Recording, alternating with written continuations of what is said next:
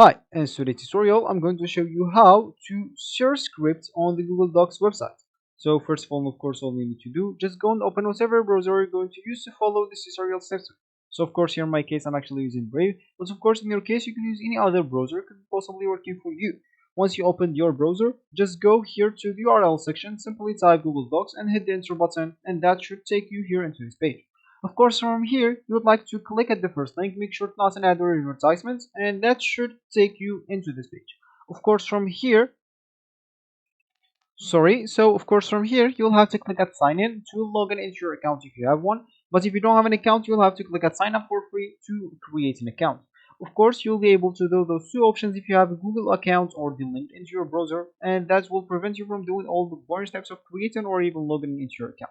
So once you did one of these two options, you'll find yourself here at this home page or this main screen, and of course from here you'll be able to start a new document or just go and open some of their templates here, which is totally provided and free by Google Docs.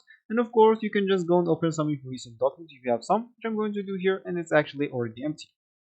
So here I would like to show you how to subscript a text on the Google Docs. So of course, let me just write a text as an example. We just write test or how, hi, hello, and of course we would like to superscript that. So of course, if I want to do that, we should just select the words that we would like to subscript and go to format text and go here to subscript. Of course, that normally you would do that. So let me just get it as it was. So of course, normally you would do that if you would like to write an equation. So this is an example: x to the power of 2.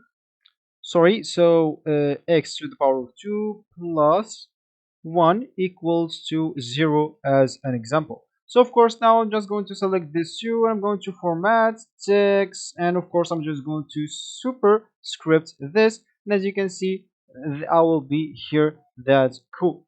So this will be actually for this tutorial. I hope you like it. Thank you guys for watching, and goodbye.